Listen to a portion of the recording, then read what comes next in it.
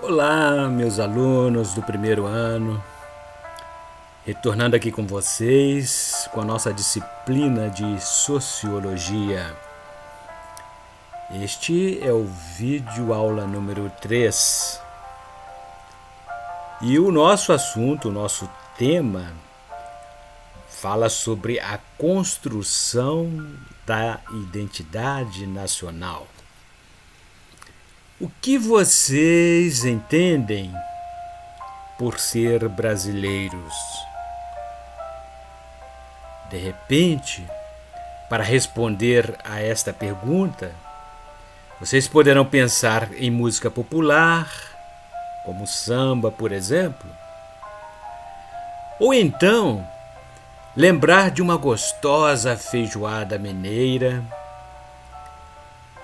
no disputado carnaval, no futebol e até mesmo em nossa língua, que está entre as 5 línguas mais faladas do mundo.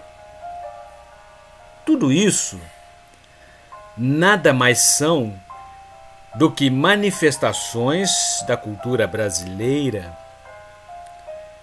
pois se tornaram símbolos pelos quais somos conhecidos no mundo inteiro.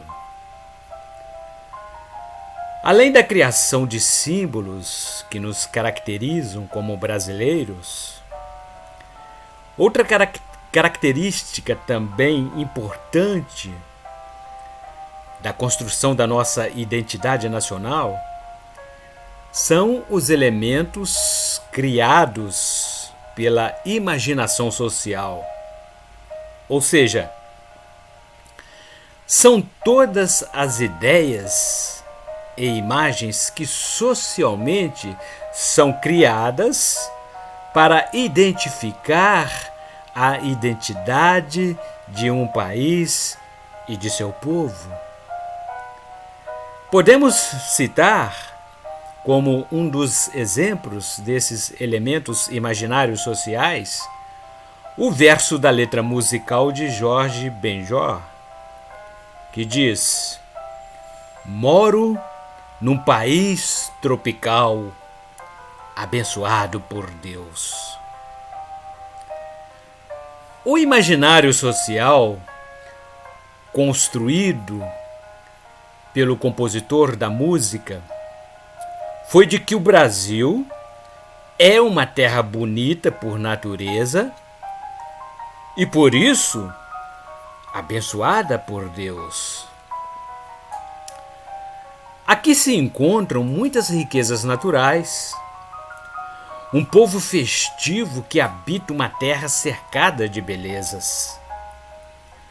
Também faz parte do imaginário social a ideia, por exemplo, de que o povo brasileiro é bem feliz, afetuoso e conhecido como gente hospitaleira.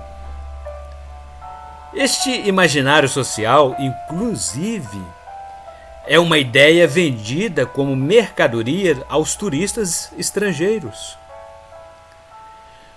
Como vocês bem sabem, o Brasil é um país marcado pela pluralidade de culturas, que são manifestas nas mais diferentes tradições e costumes regionais. Todavia, a construção da identidade nacional baseia-se em traços culturais, em crenças e símbolos que oferecem uma identidade comum a um povo diverso. Essa identidade comum é socialmente construída e reproduzida através da produção de símbolos, de imagens e mitos que passam a integrar a cultura, capaz de identificar um povo através de suas músicas, suas obras literárias, seus meios de comunicação de massa e seus discursos políticos, por exemplo. Concluímos, então, que a língua que falamos, nossos costumes e hábitos, nossas tradições populares, enfim, nossa cultura nacional é promovida de maneira a desenvolver um sentimento de pertencimento, de orgulho e de unidade. Quando discorremos sobre a construção da identidade nacional, falamos ainda da nossa herança cultural portuguesa, indígena e africana. Alguns pensadores brasileiros pesquisaram com detalhes a respeito da nossa herança cultural com o propósito de aprofundar no conhecimento da nossa formação social e, assim, interpretar o Brasil. Gilberto Freire, no ano de 1933, escreveu um livro cujo título é Casa Grande e Senzala. Sua principal contribuição para a construção da identidade nacional foi a ideia de que o Brasil é um país mestiço, resultado das misturas das raças. O Brasil, como um país de miscigenação entre pessoas de raças diferentes, fez e faz parte do que chamamos de imaginário social. As ideias de Gilberto Freire tiveram fortes influências na criação de mais um mito brasileiro, o mito da democracia racial. Esse mito diz respeito à imagem de que o Brasil é um país sem preconceitos e sem separações raciais. Ao contrário, é o país da convivência harmoniosa entre as raças. Muitos estudiosos discordam dessa teoria e criticam o mito da democracia racial. Para esses críticos, o mito da democracia racial mais contribui para tornar menos evidentes os conflitos e as desigualdades sociais existentes no Brasil. A identidade brasileira é o resultado de um processo de construção histórica, cujo início ocorreu com a independência do Brasil no ano de 1822. Todavia, tal processo de constituição da nossa identidade ganhou maior impulso no ano de 1930, com o governo Getúlio Vargas. A partir dessa década, a construção da identidade nacional, além de ser um processo cultural, constituiu-se também em processo político. A esse processo construtivo chamou-se de brasilidade, devido a uma coesão social com um Estado que administra todo o território. Dessa forma, a gestão da máquina administrativa, como em todo o território nacional, foi o primeiro passo para que ocorresse a construção da nossa identidade. Outro fator que contribuiu para a construção da identidade nacional foi a unidade da língua portuguesa em todo o território, apesar das particularidades regionais. A língua é também um elemento comum constitutivo da cultura nacional nesse conjunto diversificado de culturas. Contudo, no período do primeiro reinado e no período regencial, não houve avanços para a construção da identidade nacional.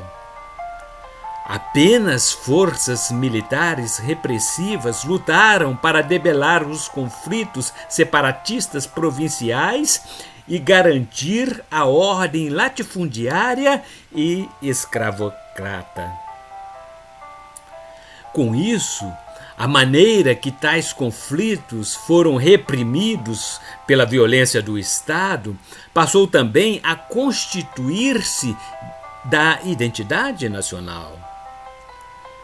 A criação do Instituto Histórico e Geográfico Brasileiro, no ano de 1838, foi o primeiro avanço na estatal de refletir sobre os temas relacionados com a nação brasileira. Tempos depois, no âmbito da literatura, com o surgimento do período romântico, buscou-se contribuir com a construção da identidade brasileira.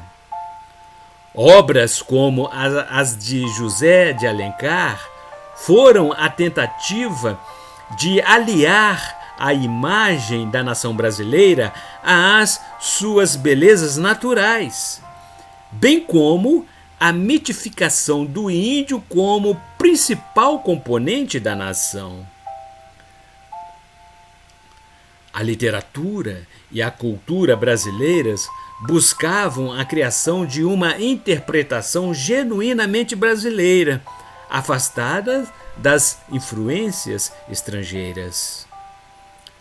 Apesar destas tentativas de unificar os elementos culturais de brasilidade, o extenso território e suas variadas formas de ocupação resultaram na diversidade de manifestações culturais regionais.